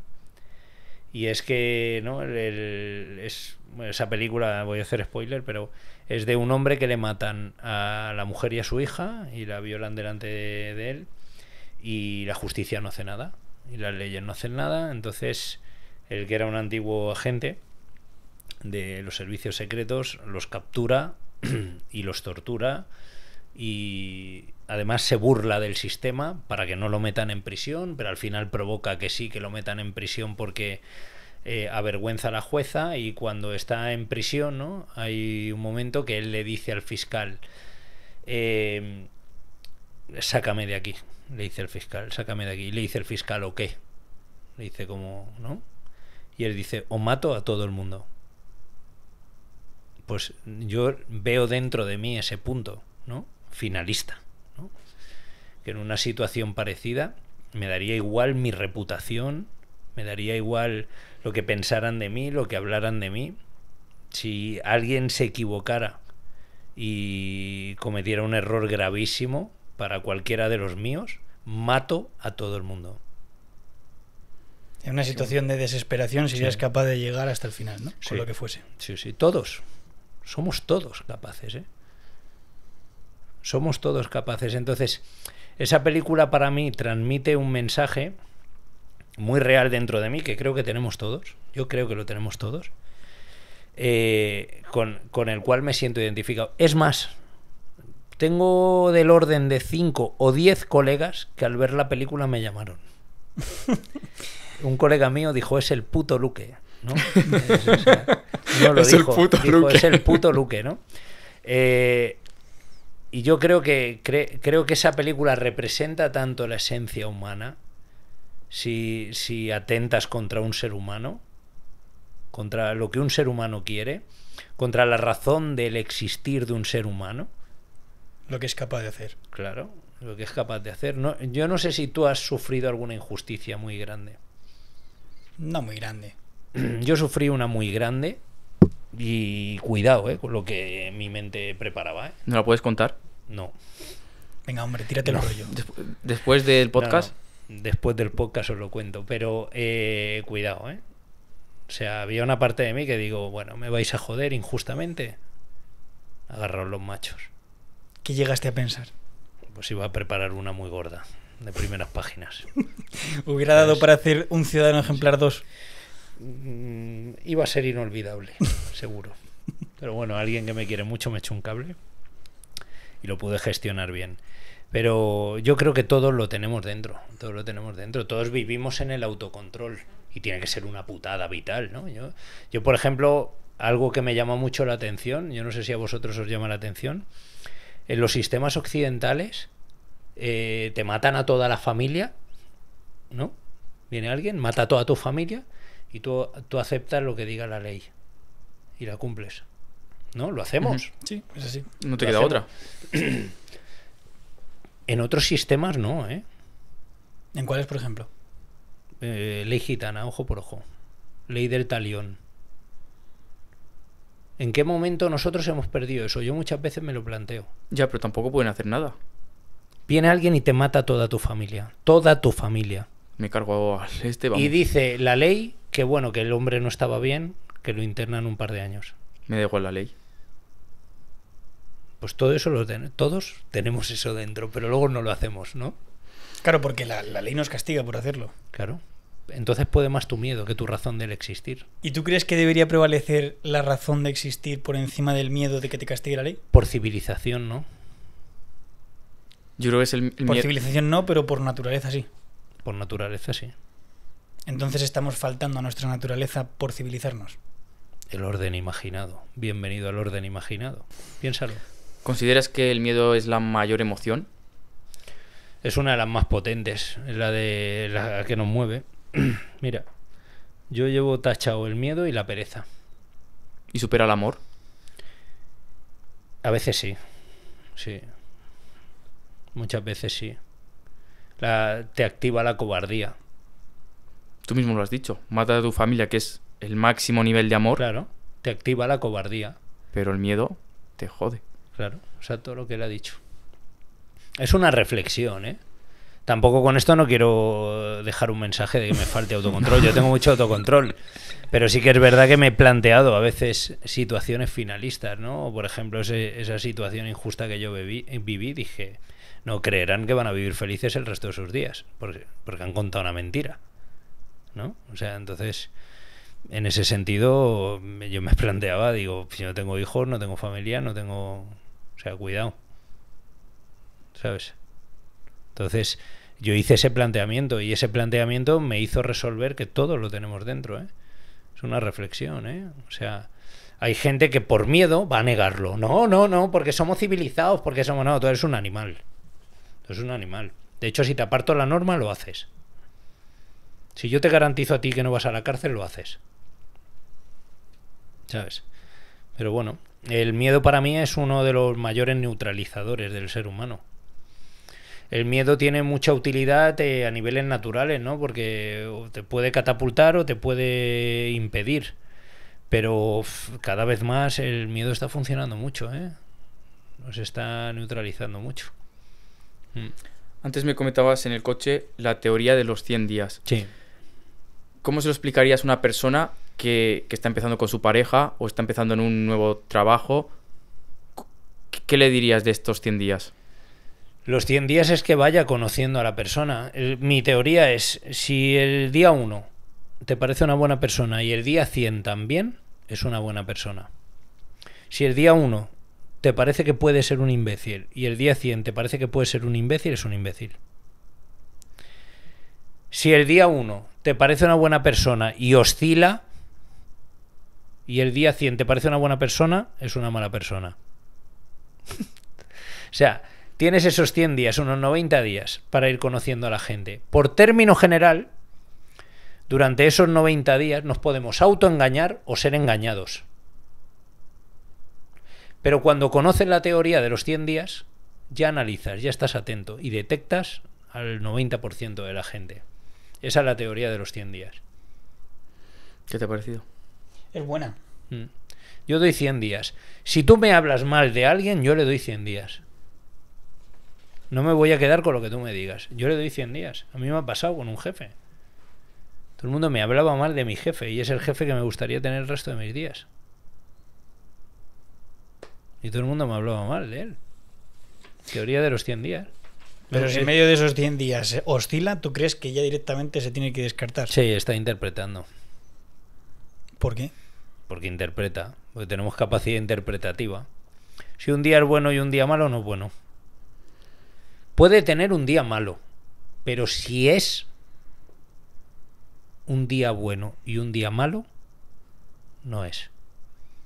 Puede tenerlo, pero no serlo. Eso me gusta. Vale. Te quería preguntar ya, por mi parte, la última cosa. Es ¿en qué momento puedes enfundar un policía la pistola? Cuando exista un riesgo racionalmente grave para su vida o la de terceras personas. Grave es que van a matar a alguien. O te van a matar. Eso es un riesgo grave. ¿Has tenido que desenfundar en algún momento en tu servicio? Sí, sí, sí. ¿En qué situaciones? Varias veces. Pues un tipo con un hacha, un tipo con un arma de fuego que tire al aire también, y de manera preventiva bastantes veces. Cuando me acerco a un atraco llevo el arma en la mano, por ejemplo. ¿Y has disparado? Sí, bueno, al aire. ¿Qué tal? ¿Cómo lo lleva un policía a día de hoy el desenfundar? ¿Cuesta? No. Cuando la situación, tú ya ves la llamada si es real o no es real. Por ejemplo, cuando se recibe una llamada de algo, normalmente no te acercas a nada peligroso. Pero cuando no paran de llamar vecinos que está ocurriendo algo, ya te acercas a algo peligroso. He visto desenfundar pues un tío con una espada, con un brote psicótico y una espada. Todos los compañeros llevan su arma en la mano. Evidentemente, con una espada es algo potencialmente letal que no te puedes arriesgar a que se acerque. ¿Tú crees que la ley está un poco mal hecha? ¿Tendrían que daros más flexibilidad a la hora de desenfundar y también a la hora de disparar? Porque, claro, tú ves a una persona con un hacha o ves con un arma, ¿qué haces en ese el arma momento? de fuego hay que tratarlo con cuidado, ¿eh? No, o sea, yo creo que... A ver, esto puede ofender a muchos compañeros, pero es que yo creo que es normal el proceso penal. Hostia, yo le meto un tiro a alguien, ¿cómo no me van a investigar? ¿No? O sea, ¿qué pasa? Que claro, que todo ese proceso pues es muy duro, te devasta la vida, porque de policía no se trabaja, de policía se es, ocupas, o sea, alberga toda la esfera de tu persona y estar bajo una investigación. Pero claro, es que si te has cargado a una persona, si has matado, o sea, si has hecho uso del arma de fuego contra una persona, hay que mirarlo todo muy bien, lo tienen que mirar muy bien. Yo lo entiendo que es así, ¿sabes? Igual un día me toca a mí, pero es que entiendo que es así, que tiene que ser así. Yo creo que en ese sentido, ese garantismo que pueda haber, está bien. No podemos ser pistoleros. Lo comento porque lo hemos tratado en bastante Sí. podcast con otros policías y todos los policías como que tenéis ese temor, ¿no? De que, joder, te da hasta miedo desenfundar por el hecho de que alguien... Pero vámonos a la parte individual. ¿El policía ha estudiado su propia entereza? A veces no. Como su propia endereza. Tienes que tener mucha entereza para ser policía. Tú entras por un sueldo dispuesto a matar a alguien, ¿eh? Es que tienes que tener entereza, ¿eh? Es que ser policía es mucho. Lo vemos como una cosa normal, pero es una cosa de grandísima envergadura. Y tienes que tener mucha entereza. ¿Y sabes cuál es mi entereza? Que a mí me da igual que me echen de la policía. Yo tengo que sobrevivir. Un tío me va a pegar con un hacha en la cabeza, le pego un tiro. ¿Pero en qué momento hemos pensado que voy a entregar mi vida? ¿Le pongo la espalda para que me clave el hacha? No, pues le pego un tiro. Yo seré el monitor de yoga o de coaching en la cárcel, pero ¿en qué momento voy yo a sacrificar mi existencia? Porque una persona ha decidido pegarme un hachazo. Entonces yo sé que están esas consecuencias. Y esto es una enseñanza de mi padre, una vez que estuve imputado, una temporada. Me dijo, eso son cosas de tu trabajo. ¿Tú pondrías un ojo por tu trabajo? No. ¿Tú provocaste la situación? No. Entonces, ¿por qué te preocupas? Ya trabajarás de otra cosa si la cosa viene mal. Y es verdad, yo no voy a dar un ojo, no voy a dar mi cara, me gusto. No me voy a dejar dar una paliza, no me voy a dejar pegar un hachazo. ¿En qué momento por 2.000 y pico euros voy a hacer eso? Gano mucho más de entrenador personal si quiero. Yo estoy entregado por una creencia, por una vocación, pero yo voy a sobrevivir, que nadie se le pase por la cabeza ni por un momento que no me voy a defender, ¿eh? Ya trabajaré de otra cosa. Aparte, yo he programado mi vida por si tengo que indemnizar a alguien, no darle mucho. Un triste apartamento. Viviré en una caravana y seré feliz haciendo fuego. Y casas en el bosque. Exacto. ¿Qué mensaje le darías a un chaval que quiere ser policía? Que te está viendo a ti, te admira, y ¿qué mensaje le darías? Que no abandone. Ser policía no es ser astronauta. Algo que ahora se ha extendido muchísimo es que es muy difícil ser policía. Es difícil ser policía. Pero se puede conseguir con el debido esfuerzo. No abandones. Si has decidido opositar, es tiempo de tu vida. No abandones. Lo vas a conseguir. Yo lo tengo demostrado. O sea, gente que dedica 5 y 6 años de su vida, al final se hace policía. Al final se hacen policías. Pero no abandones la oposición. Un año voy, otro no voy, otro no.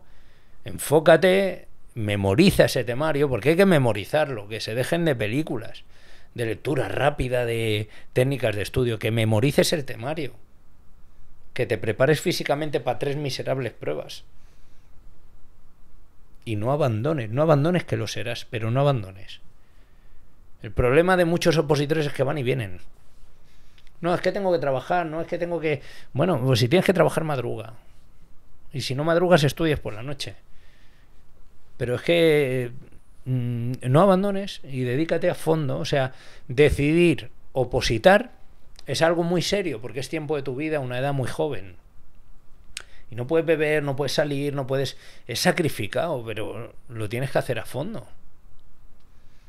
Yo tuve la suerte de que alguien me pegó un corte cuando empecé a estudiar, y era que empecé en la academia, yo iba muy ilusionado, quería ser policía, pero me hicieron un par de preguntas en clase y no me las supe, y me dijo un profesor, vale, tú quieres ser policía, pero no estudias, no vas a ser policía. Llevaba 1 mes y pico, 2. Me fui a casa jodido aquella tarde, muy jodido, pero me cambió totalmente, me reprogramé la mente. Y me puse a estudiar, y evidentemente al 100%. ¿Cuánto tiempo estuviste tú hasta que te sacaste la oposición? A la primera. ¿En el primer año? Sí. Hostias. ¿Consideras que es suerte o trabajo? Pues hubo un poco de suerte porque la nota media fue 5,40 o algo así. O sea, fue suerte porque yo entré por décimas. No es que me achacara la media ni nada de eso. De hecho, quedé de la media para atrás en la oposición.